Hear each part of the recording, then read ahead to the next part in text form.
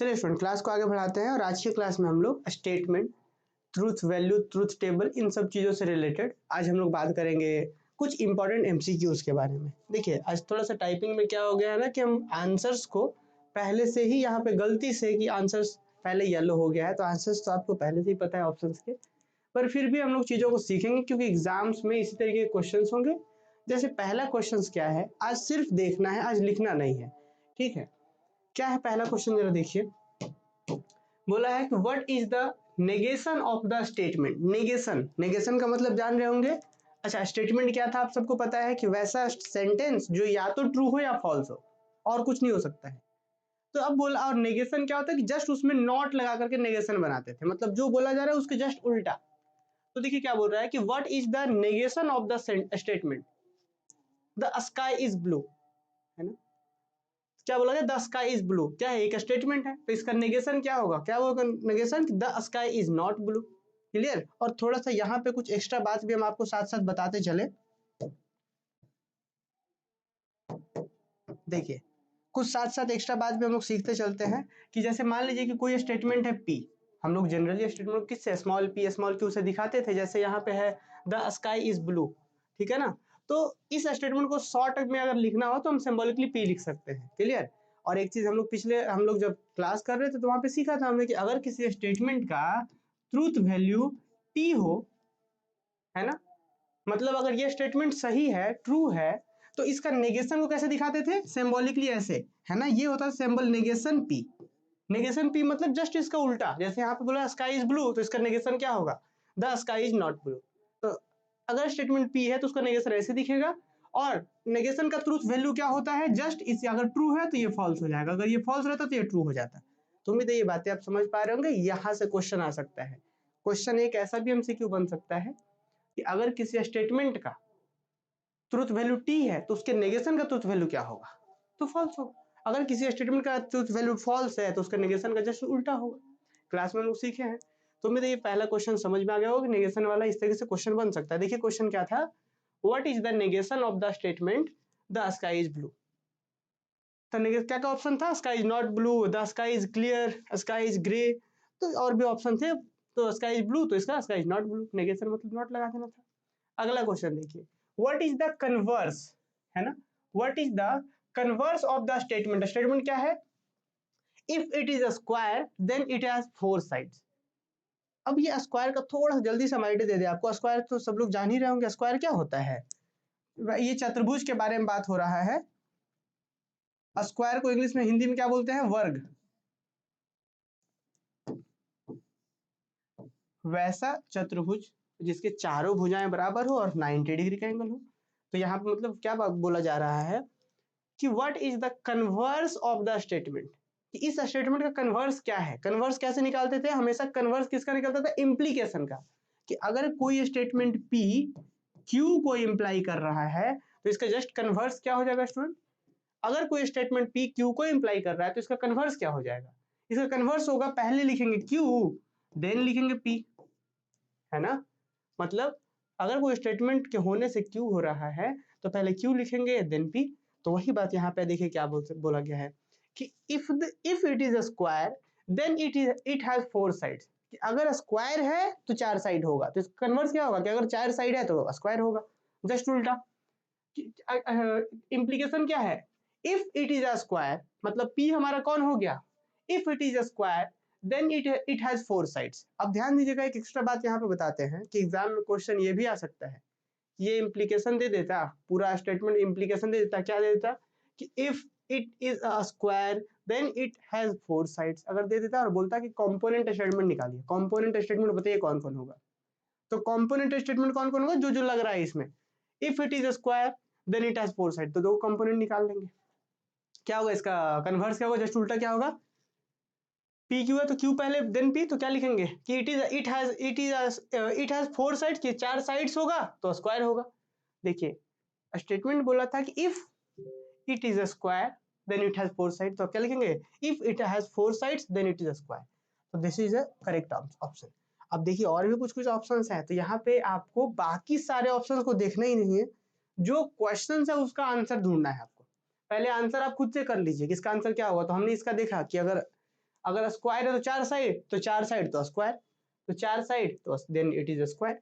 अब देखिए if it is not a square then it does not have four sides. ये क्या है जी, इसको क्या बोलते हैं, कुछ याद आ रहा है? ये कुछ याद आ रहा है? यहाँ पे देखिए it has more than four, तो ये सब अलग चीज हो गया, हाँ हालांकि कुछ स्पेशल नहीं है, बट यहाँ पे करेक्ट आंसर ये है। आते हैं अगले क्वेश्चन में। देखिए which of the following statement is the converse of, कि इसका कन्वर्स क्या होगा? कन्वर्स मतलब जस्ट, कन्वर्स का मतलब P इम्प्लाई Q तो Q इम्प्लाई P। अभी कन्वर्स बताए थे ना कि ये कन्वर्स था, P इम्प्लाई Q तो Q इम्प्लाई P। तो यहाँ पे क्या है, if it is sunny then I will go for a walk, मतलब कि यदि यह सनी है तो हम वॉक के लिए जाएंगे, है ना। If it is sunny then I will go for walk, तो क्या लिखेंगे, I will go for walk if it is sunny. If I go for walk, बात वही है कि पहले हम जाए, मतलब क्या, if I go for walk then it is sunny, simple. चलिए, तो उम्मीद है बातें आप समझ पा रहे होंगे, है ना। चलिए अब अगला हम लोग आगे बढ़ेंगे, तो क्या बोला गया है, if the original statement is, मतलब शुरुआत में जो स्टेटमेंट दिया हुआ क्या दिया हुआ है, if it is a mammal, है ना। If it is mammal, mammal मतलब आप हम लोग सीधा साधारण शब्दों में समझ सकते हैं कि जीव वगैरह जो होते हैं जिनमें प्राण होता है। तो if it is mammal then it has fur. यहाँ पे इसका मतलब हो गया कि छाल, मतलब कि एक सतह होता है ना, स्किन के ऊपर एक पूरा स्किन सा पतला सा स्किन, उसको बोलते हैं छाल। जैसा नहीं हम लोग सुने हैं कि मतलब पुराने इतिहास में जब हम लोग जाते हैं तो मनुष्य लोग, आदि मानव लोग क्या पहनते थे, जानवर का छाल को कपड़ा बनाकर पहनते थे, वही वाला छाल। तो बोला गया है कि if it is mammal then it has fur. तो what is the converse statement, तो कन्वर्स क्या, वो जस्ट उल्टा करना है आपको। तो क्या लिखेंगे, if it has fur then it is a mammal, तो जस्ट उल्टा कि P imply Q then Q imply P। Simple है, यहाँ पे कॉमा देना सही बात नहीं है क्योंकि देन का यूज कर रहे हैं हम लोग, है ना। चलिए, तो क्या ये क्लियर है सबको? हम्म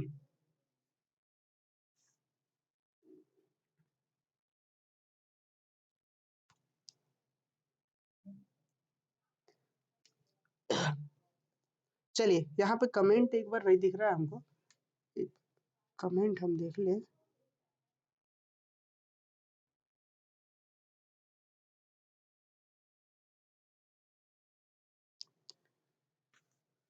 ठीक है, हाँ चलिए, सबको क्लियर है। देखिए, तो ये क्वेश्चन के लिए क्या हुआ कि if the original statement is if it is a mammal. Mammal का मतलब देखिए, मैमल का मतलब हम लोग जीव से तो समझते ही है, लेकिन इसको हम लोग ना स्तनधारी भी कह सकते हैं, और भी शुद्ध हिंदी में जाएंगे तो अलग हो जाएगा, पर सीधा सीधा जीव समझिए, है ना। कि अगर कोई स्तनधारी है मतलब मैमल्स है तो उसके पास फर होगा, मतलब ये। नेक्स्ट, देखिए, what does it means for a statement to be valid, कि कोई स्टेटमेंट वैलिड है, इसका क्या मतलब है। इससे पहले पिछले क्लास से जब हम लोग यूनिट 1 में क्लास कर रहे थे तो हम लोग सीखे थे ना, कोई स्टेटमेंट वैलिड होने का मतलब क्या है, कि वो ट्रू है।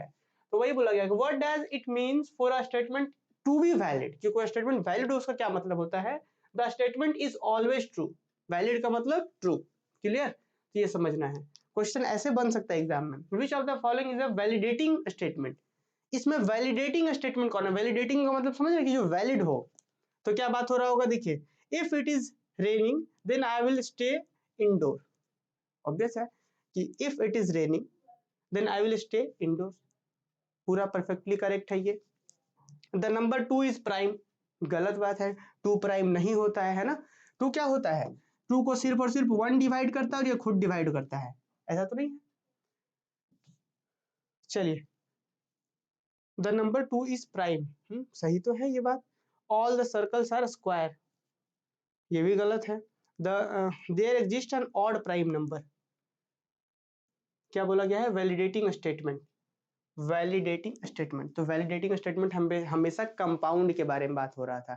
आपको याद हो शुरुआत में भी हम लोग बात किए थे कि वैलिडेटिंग स्टेटमेंट हम लोग तब ना चेक करेंगे जब वो कंपाउंड स्टेटमेंट हो। तो ये भी स्टेटमेंट तो है, द नंबर 2 इज प्राइम, हाँ ये ट्रू है। तो ये क्या है, ट्रू तो है, सबसे छोटा प्राइम नंबर यही है, तो प्राइम तो है ही, नो डाउट, क्योंकि इसको 1 और 2 खुद डिवाइड करते हैं, तो प्राइम तो है ये भी। All the circles are squares, completely wrong है कि सारा सर्कल स्क्वायर होता है, जरूर तो नहीं है, स्क्वायर कैसा होता है, ऐसा तो सारा सर्कल स्क्वायर नहीं होता, तो ये भी कंप्लीटली फॉल्स है। मतलब स्टेटमेंट तो है there exist an odd prime number, या तो होगा या तो नहीं होगा, ट्रू या फॉल्स, ये भी स्टेटमेंट है। तो यहाँ पे देखिए कंपाउंड का बात होने लग रहा है, तो भाई यहाँ वैलिडेटिंग स्टेटमेंट कौन सा इसमें है, तो वैलिडेटिंग स्टेटमेंट यही है ना, कंपाउंड वाला बात हो रहा है। If it is raining then I will stay indoor, है ना।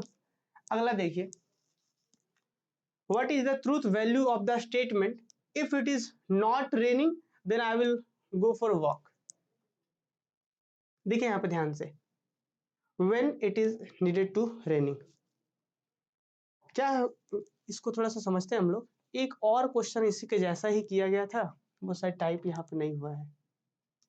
देखिए क्या बोला गया है, what is the truth value of the statement.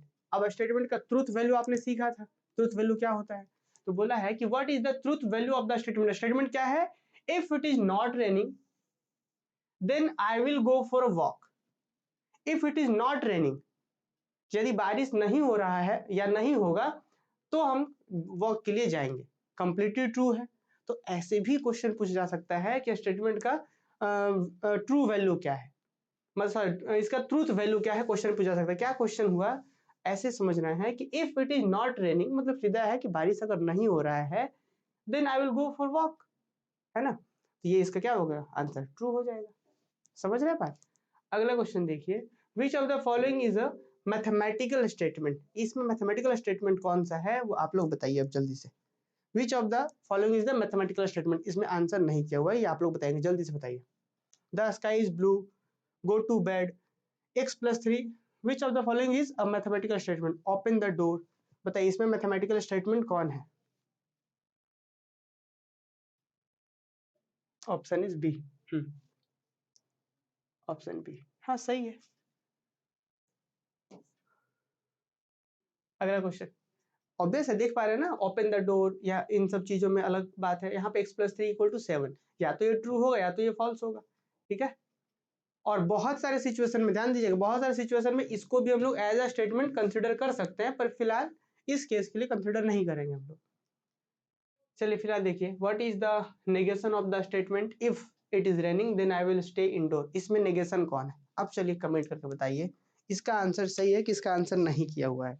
हम टाइप करने के लिए दिए थे, वहां पे कॉपी में जो है आंसर भी दिया हुआ था, तो आंसर भी टाइप कर दिए हुए। चलिए इसका बताइए तो जल्दी से आप लोग, इसका आंसर करिए। क्या क्वेश्चन है आपसे, क्या पूछेगा, नेगेशन मतलब जस्ट, नेगेशन का मतलब क्या, हम लोग इसमें नॉट लगाने वाले हैं। क्या होगा, what is the negation of the statement. Statement क्या है, इफ इट इज रेनिंग मतलब यदि बारिश हो रहा है, then I will stay indoor, तब हम घर के अंदर रहेंगे, ऐसा समझ सकते हैं कि if it is raining then I will stay indoor, है ना, कि अगर बारिश हो रहा है तो हम अंदर रहेंगे। तो जस्ट इसका उल्टा क्या होगा, इसका नेगेशन क्या होगा, यदि बारिश नहीं हो रहा होगा तो हम बाहर जा सकते हैं, या इंडोर में नहीं रहेंगे तो क्या है, क्या बोला गया, it is raining and I will stay indoor. इसका नेगेशन पूछा गया है, नेगेशन मतलब उल्टा। क्वेश्चन यहाँ पे स्टेटमेंट क्या है, इसको स्टेटमेंट को भी समझना होगा हम लोग को। स्टेटमेंट बोल रहा है कि इफ इट इज रेनिंग, यदि बारिश हो रहा है, then I will stay indoor, तब हम घर के अंदर ही रहेंगे। तो अब जरा चारों को पढ़ते हैं, इसका जस्ट उल्टा कौन बोल रहा है, नेगेशन कौन है।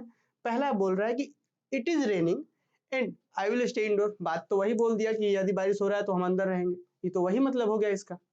दूसरा क्या बोल रहा है, it is not raining and I will stay indoor, यहाँ पे क्या हो गया, जस्ट इसका opposite, if it is raining and I will not stay indoor, फिर if it is not raining and I will not stay indoor. Option number D ना होगा, क्योंकि पूरा का पूरा कंप्लीट नेगेशन होना चाहिए ना, जो भी बात है उसका पूरा नेगेशन होना चाहिए। क्यों, बोला गया है कि यदि बारिश हो रहा है तो हम अंदर रहेंगे, तो इसका उल्टा सोचिए ना क्या होगा, कि यदि बारिश नहीं होगा तो हम अंदर नहीं रहेंगे। If it is not raining and I will not stay indoor, यहाँ पे कॉमा नहीं देना चाहिए, है ना, क्योंकि एंड यूज कर दिया गया है यहाँ पे भी। तो ऑप्शन नंबर डी होगा ना। आप लोग बी कैसे कर रहे थे, सब लोग बी कर रहे थे आंसर।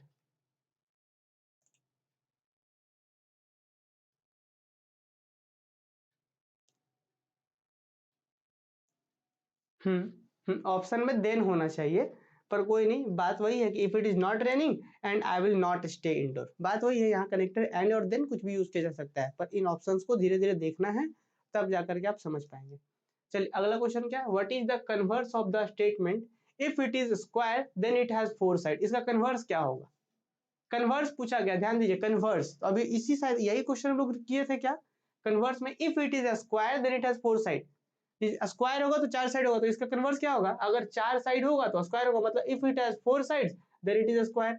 सेम ही किए थे क्या हम लोग, यही क्वेश्चन शायद किए थे अभी तुरंत थोड़ी देर पहले ही। ऑप्शन नंबर ए करेक्ट हो जाएगा इसका, देख लीजिए। चलिए सब, हाँ गुड। तो बस यही सब तो क्वेश्चन है एग्जाम में, है ना, कुछ नया थोड़े है।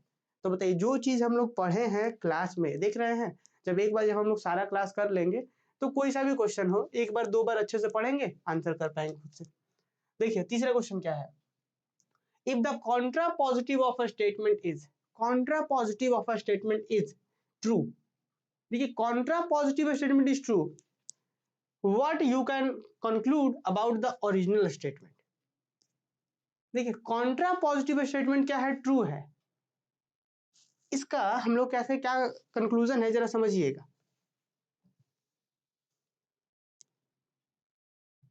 देखिए हम लोग थोड़ा सा पहले कॉन्ट्रा पॉजिटिव के बारे में याद करते हैं, फिर इस रिजल्ट्स पे जाते हैं। देखिए हम लोग क्या पढ़े थे कि अगर P इम्प्लाई Q कर रहा है, ये अगर एक इम्प्लीकेशन है, ये अगर एक स्टेटमेंट है, एक इम्प्लीकेशन है कि कोई स्टेटमेंट P Q को इम्प्लाई कर रहा है, तो इसका कॉन्ट्रा पॉजिटिव क्या होता है, तो कॉन्ट्रा पॉजिटिव होता है नॉट Q देन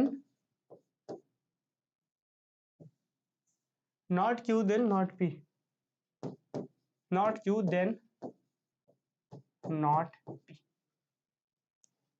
देखिएगा P अगर Q को इम्प्लाई कर रहा है तो नॉट Q नॉट P, यही ना इसका कॉन्ट्रा पॉजिटिव यही ना होता है, याद करिए क्लास में इसके बारे में समझाया गया था आप लोग को कि अगर कोई इम्प्लीकेशन है, कोई स्टेटमेंट P के होने से Q हो रहा है। अब थोड़ा सा एक छोटा सा एग्जाम्पल की मदद से भी हम लोग समझते हैं, तब जाकर के इस क्वेश्चन के ऊपर आ पाएंगे, और ऐसा क्वेश्चन हो सकता है एग्जाम में पूछा जाए आपसे। क्या बोला गया जरा देखिए, जैसे बोल दिया गया कि x is even then x square is even. यहां पे ध्यान दीजिएगा x इज इवन, यदि x इवन होगा तो x स्क्वायर भी इवन होगा। x is even then x square is even, बात समझे। जैसे यहाँ पे बोले थे ना कि P अगर Q को इम्प्लाई कर रहा है तो इसका कॉन्ट्रा पॉजिटिव क्या होता है, not Q then not P।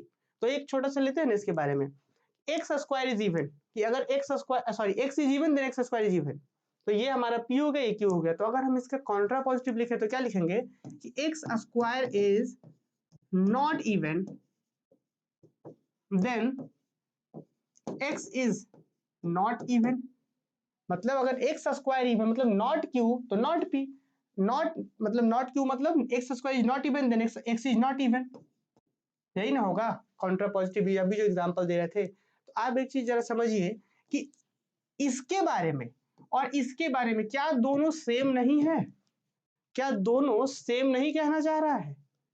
ये भी वही बोल रहा है कि अगर एक्स इवन नहीं है तो एक्स स्क्वायर इवन नहीं होगा, ये भी तो वही बोल रहा है कि अगर एक्स स्क्वायर इवन नहीं है then x is not even, बात तो वही है। सुनिएगा ये दोनों कैसे सेम है, इसमें पूरा 1 घंटा क्यों ना लग जाए, पहले समझेंगे तभी आगे बढ़ेंगे। दोनों सेम है, ये दोनों जो है ना वो सेम है। कैसे सेम है, अगर क्वेश्चन आ रहा है तो आप हमसे पूछिए, ये दोनों सेम बोल रहा है, ठीक है। अब एक बात का पहले हमको आंसर करिए, ठीक है, उसके बाद हम लोग आगे बढ़ेंगे। देखिए मान लीजिए स्टूडेंट कि यहाँ पे कोई एक नंबर है, ठीक है, और इस नंबर का हम स्क्वायर किए, क्या किया, हम उस नंबर का स्क्वायर कर दिए, क्या कर दिए, स्क्वायर कर दिया, स्क्वायर मतलब पावर 2 कर दिए, और देखे कि वो इवन नहीं है, क्या है, इवन नहीं है। तो आप क्या कह पाएंगे, फिर से मेरा बात सुनिए, एक कोई नंबर था उसका हम स्क्वायर कर दिए। अभी ये सब भूल जाइए, आप जो भी हम सिर्फ समझा रहे हैं उस पर ध्यान दीजिए कि अगर एक कोई नंबर है, इस नंबर का हम स्क्वायर किए और स्क्वायर करके देखे और बोले कि स्क्वायर जो है भाई इवन नहीं है, तो क्या कंक्लूजन निकालेंगे आप इसके हिसाब से देखिएगा। तो ये क्या बोल रहा था कि अगर x इवन तो उसका स्क्वायर इवन होना चाहिए। अगर हम देख रहे हैं कि स्क्वायर इवन नहीं है, स्क्वायर इवन नहीं है तो x भी इवन नहीं होगा, बात वही ना हुआ कि अगर स्क्वायर इवन नहीं है तो पक्का x इवन नहीं रहा होगा, क्योंकि x अगर इवन रहता तो उसका स्क्वायर इवन होता। तो बात सीधा सीधा अगर समझा जाए, x is even then x square is even, दोनों तो सेम है। यहाँ पे बोला कि अगर x स्क्वायर इवन नहीं है तो x भी इवन नहीं होगा, अगर x स्क्वायर इवन होगा, अगर x square is even then x is even, तो ये दोनों बात सेम कह रहा है। तो कॉन्ट्रा पॉजिटिव अगर ट्रू है तो ओरिजिनल स्टेटमेंट भी ट्रू होगा। तो देखिए क्या बोल रहा है कि if the contrapositive of a statement is true, कि अगर कॉन्ट्रा पॉजिटिव ट्रू है तो what can you conclude about the original statement, आप क्या कंक्लूड कर सकते हो ओरिजिनल के बारे में, तो ओरिजिनल भी ट्रू होगा। तो the original statement is true, अगर कॉन्ट्रा पॉजिटिव ट्रू है तो ओरिजिनल भी ट्रू होगा। चलिए यहाँ पे जल्दी से एक बार बताइए, क्या ये बात सबको समझ में आया? वेरी गुड, वाह बहुत अच्छा। चलिए एक बार हम इनका देख ले, एक कमेंट है क्योंकि नंबर इवन है तो उसका स्क्वायर भी इवन होगा अगर, वेरी गुड इसी का। चलिए बहुत सुंदर। चलिए अगर कहीं पे डाउट हो तो आप लोग पूछ सकते हैं, बाकी हम लोग बढ़ते हैं आगे। अब देखिए इसमें तो भाई आंसर है क्या है, which of the following is a statement, इसमें स्टेटमेंट कौन है? जैसे गो, कोई स्टेटमेंट तो है नहीं, 3 + 4 = 7, this is correct true statement. यहाँ पे jump high all of the above गलत बात है, तो दिस इज अ स्टेटमेंट, पहले से टिक किया हुआ है। अगला पे देखिएगा तो देखिए ना, which of the following statement is valid, इसमें से वैलिड कौन है? If it is snowing then it is cold, obvious है कि इसमें वैलिड कौन है, वैलिड का मतलब कि कंप्लीटली ट्रू होना चाहिए स्टेटमेंट। तो देखिए ना, इफ इट इज स्नोइंग मतलब बर्फबारी है ना, स्नोइंग मींस बर्फबारी, बर्फ गिर रहा है तो ठंडा होगा, मतलब ये अगर है तो ये होगा, मतलब कंप्लीटली वैलिड है, बात सही बात बोला जा रहा है कि नहीं?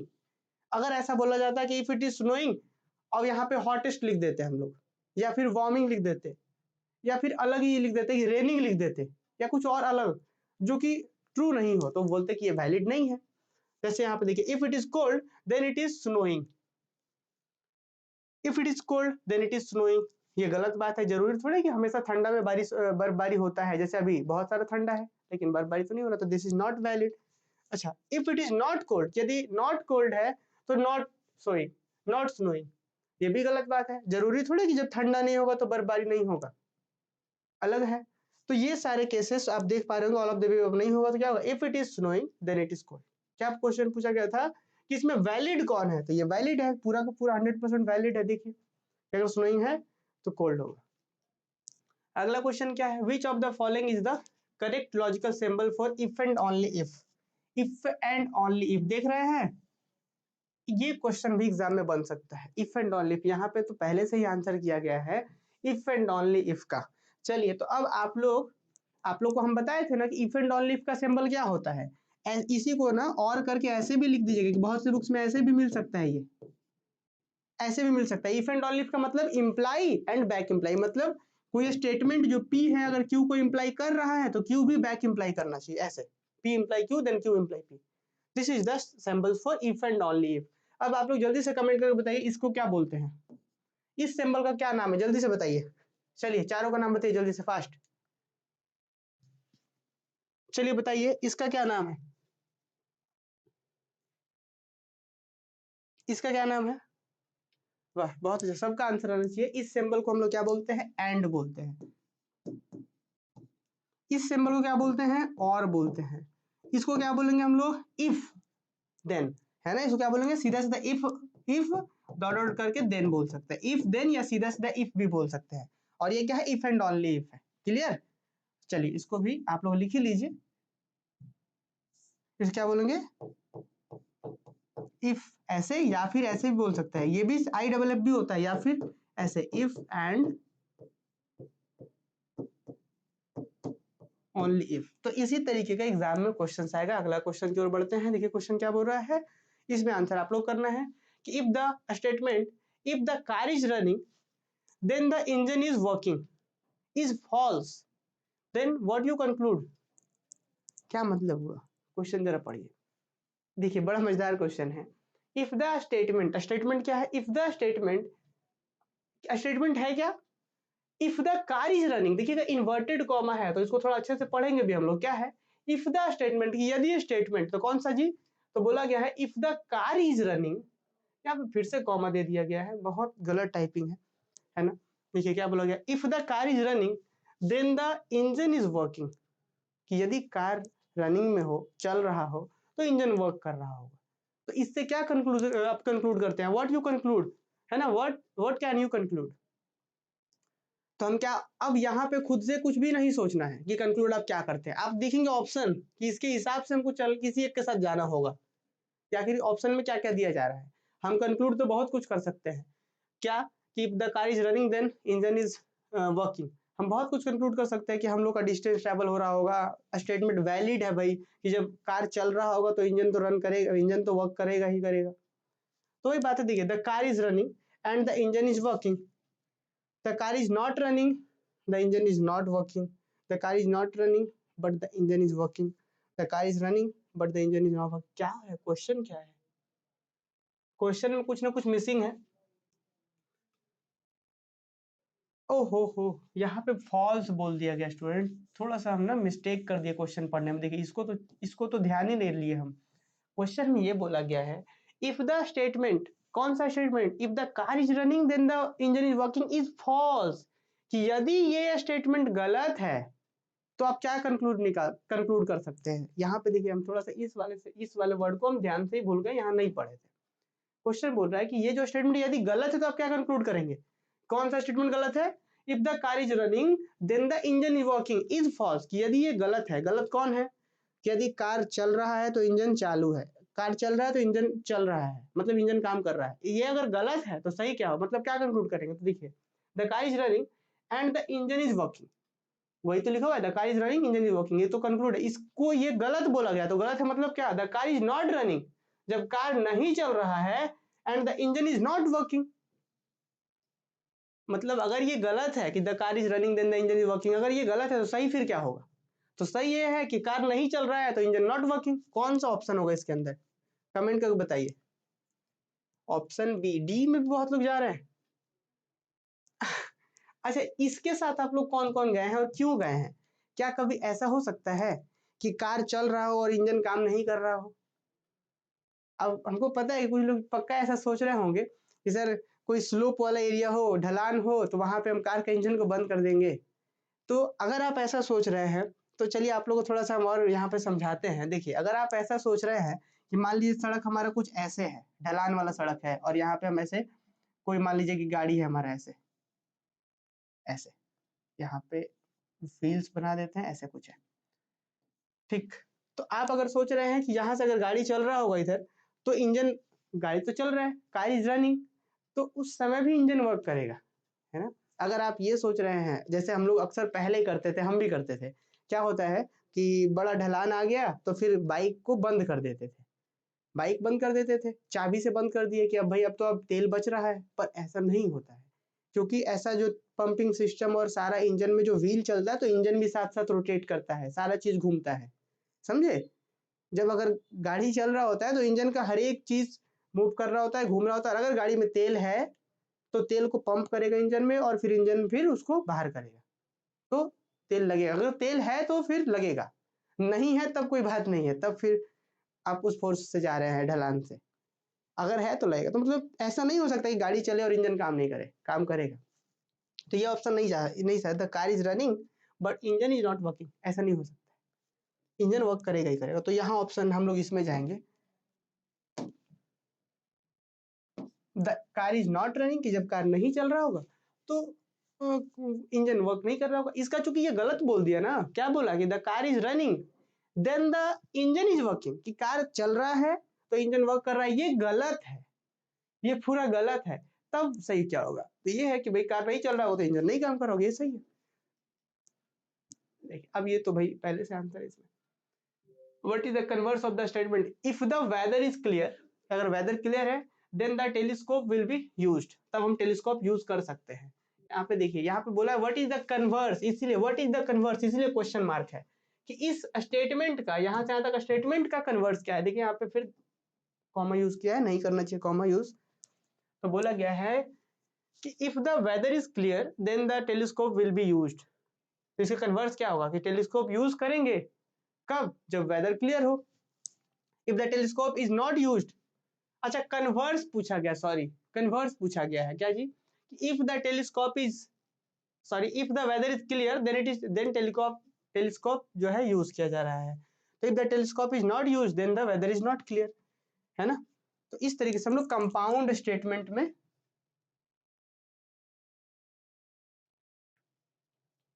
चलिए ठीक है, तो इस तरीके से हम लोग कंपाउंड स्टेटमेंट में भी कन्वर्स निकाल सकते हैं। तो कन्वर्स निकालने के लिए किस तरीके से यहाँ पे यूज किया गया है जरा देखिए, क्या बोला गया था, if the weather is clear then the telescope will be used. तो हम यहाँ पे जब नॉट लगा रहे हैं तो कैसे यूज कर रहे हैं, if the telescope is not used then the weather is not clear, है ना। यहाँ पे ये ऑप्शन ना होकर के ये ऑप्शन होना चाहिए, if the weather is not clear then the telescope will be not used. क्यों, क्योंकि यहाँ पे तो पहले अब मेरे टेलीस्कोप यूज नहीं करने और करने से वेदर कैसे क्लियर और नॉट क्लियर हो सकता है। तो ये गलत यहाँ पे डाल दिया गया, ये नहीं होगा, ये होगा। क्यों, क्योंकि हमको सिर्फ नॉट ना लगाना है, if the weather is clear then the telescope will be used. तो हमको नॉट लगाना, तो क्या बोलेंगे, if the weather is not clear then it is not used. if the weather is not clear then the telescope will not be used, है ना। देखिए not, तो इसका आंसर ये होगा सेकंड नंबर। क्लियर हुआ, देखिए चलिए कन्वर्स गलत लग रहा है, मुस्कान गलत लग रहा है, कैसे गलत लग रहा है, नॉट कैसे होगा, सभी प्रवीण कह रहे हैं नॉट कैसे होगा।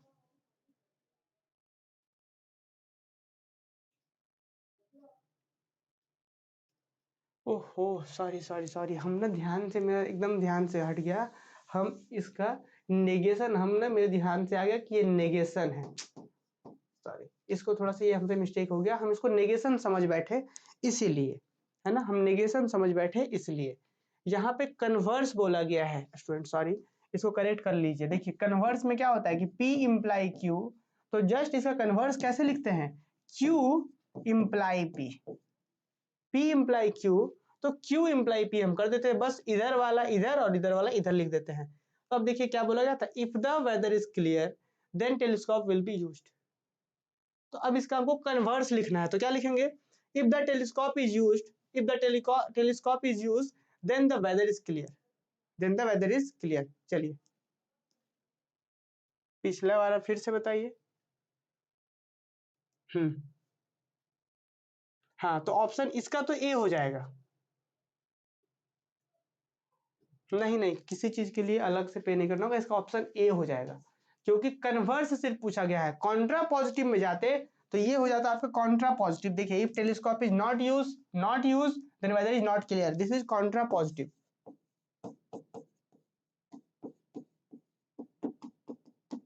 ये जो हो गया आपका कॉन्ट्रा पॉजिटिव, ये हो गया, और ये हो गया कन्वर्स,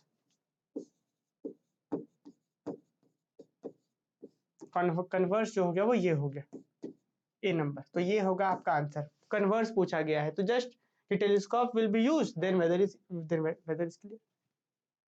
ठीक है, एक क्वेश्चन है which of the following is the, अच्छा एक क्वेश्चन कोई पूछ रहे थे, the car is not running, अच्छा ये क्वेश्चन कोई पूछ रहे थे क्या, देखिए तो वही बोल रही थी, अच्छा ठीक है, यहाँ पे कोई क्वेश्चन पूछ रहे थे क्या अभी, चलिए यहाँ पे कोई क्वेश्चन पूछ रहे थे क्या, तो फॉल्स वाला भी मे बी ट्रू होगा ना, तो कॉन्ट्रा पॉजिटिव है, नॉट क्यों नॉट, तो अपूर्वा देखिए कॉन्ट्रा पॉजिटिव, देखिए अगर कॉन्ट्रा पॉजिटिव पूछा जाता तब ना, तो कॉन्ट्रा पॉजिटिव तो पूछा नहीं जा रहा आपसे, आपसे सिर्फ कन्वर्स पूछा जा रहा है इसका। देखिए क्या बोला गया है, अब कहाँ गया वो क्वेश्चन, सिर्फ कन्वर्स पूछा गया है आपसे, कन्वर्स, तो कन्वर्स का मतलब P इम्प्लाई Q, तो Q इम्प्लाई P करना था आपको, सिर्फ कन्वर्स करना था, तो कन्वर्स ये हो जाएगा, सीधी बात। अगला क्वेश्चन देखिए, what is the following is the contrapositive of the statement, Contra positive अब आ गया, कॉन्ट्रा पॉजिटिव, है ना। कॉन्ट्रा पॉजिटिव क्या होता है, तो जरा देख लीजिए, पहले समझिए, P इम्प्लाई Q, तो क्या होता था, not Q then not P, यही ना होता है contrapositive, not Q then not P, contrapositive ये होता है। तो अब देखिए क्या बोला स्टेटमेंट का, किसका स्टेटमेंट का कॉन्ट्रा पॉजिटिव चाहिए, तो बोला है if the train is late, है ना, यदि ट्रेन लेट है then I will be delayed, तब हम लेट होंगे, अगर ट्रेन लेट है तब हम लेट होंगे। तो अब यहाँ पे बोला गया if I am delayed then the train is late, यहाँ पे इसको कन्वर्स बना दिया गया है। कन्वर्स ये है और contra if I am not delayed then the train is not late. ये हो गया कॉन्ट्रा पॉजिटिव।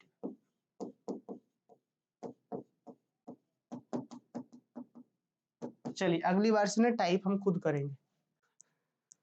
ए होगा, हाँ चलिए बहुत अच्छा।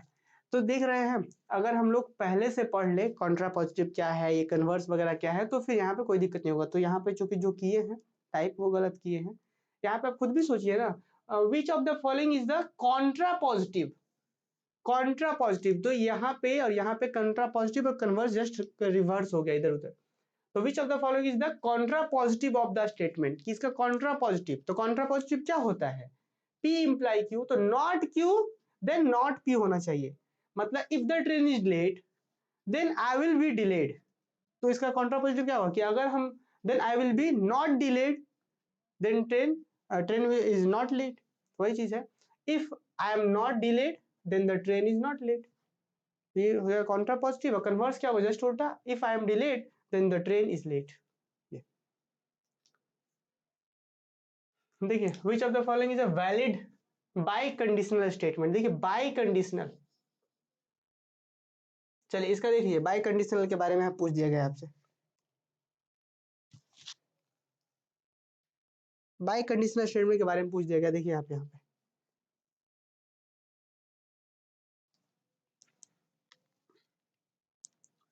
विच ऑफ द फॉलोइंग इज ये valid biconditional statement. Valid भी होना चाहिए और बाई कंडीशनल भी। क्या है, इट इज, अच्छा चलिए डायरेक्ट यहाँ पे ही है कि इफ इट इज रेनिंग होना चाहिए। It is raining if and only if the ground is wet. मतलब कि अगर बारिश हो रहा है तो जमीन भीगा हुआ होगा, और जब जमीन भीगा हुआ होगा तो बारिश होगा। बात दो यहाँ पे है कि if the ground is wet. देखिए it is raining if and only if and only if the ground is wet. मतलब कि यदि बारिश होगा या बारिश हो रहा है, इफ एंड ओनली वाली बात है, देन क्या है बात कि ग्राउंड इज वेट। मतलब ये वैलिड है, मतलब ये सही बात भी है, मतलब कंप्लीटली ट्रू है कि यदि बारिश हो रहा होगा तो ग्राउंड भीगा होगा, और ग्राउंड भीगा होगा तो बारिश हो रहा होगा।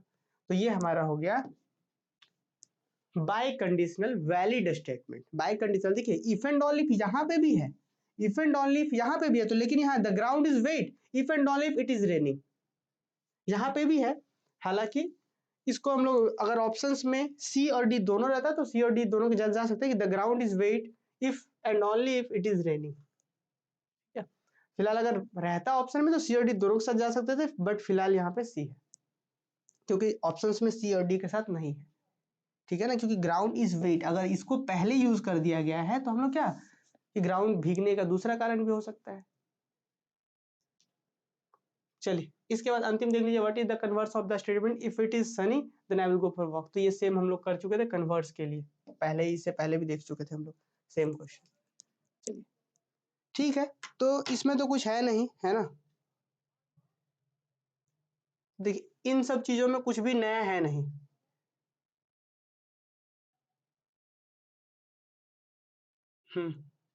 देखिए चलिए, तो आज ना क्वेश्चन हम बहुत अच्छे से आप लोग को टाइप नहीं कर पाए, नहीं तो हम और भी बहुत अच्छे अच्छे क्वेश्चंस करना कलेक्ट करना है तो नेक्स्ट क्लास में हम कलेक्ट करवा देंगे। ठीक है, फिलहाल इस क्लास को यहीं पे समाप्त करते हैं। हालांकि यूनिट 1 से इसी तरीके के क्वेश्चंस आएंगे। अब क्वेश्चन प्रैक्टिस करने के लिए एक कंप्लीट पीडीएफ हम आप लोग को दे देंगे, जिसका आंसर्स भी नीचे में हम दे देंगे आप लोग को। ठीक है, तो उसमें कोशिश करेंगे कि इससे ज्यादा क्वेश्चन दें हम आप लोग को। ठीक है, और इससे भी मतलब कॉम्प्लिकेटेड वगैरह जो स्टेटमेंट मतलब जो एग्जाम में पूछ जाए उससे भी अच्छे लेवल के क्वेश्चंस दे ताकि आप लोग उसको प्रैक्टिस कर पाइए। चलिए इसको तो हम लोग ऑफ कर देते हैं, अभी तुरंत ऐड कर देंगे क्लास। ठीक है, थोड़ी देर में। चलिए इस क्लास को समाप्त करते हैं। तो यूनिट 1 जो है यही सब एमसीक्यूज आप लोग प्रैक्टिस कर लीजिएगा, एग्जाम में आएगा यही सब। अभी चलिए इसको खत्म करते हैं इस क्लास को।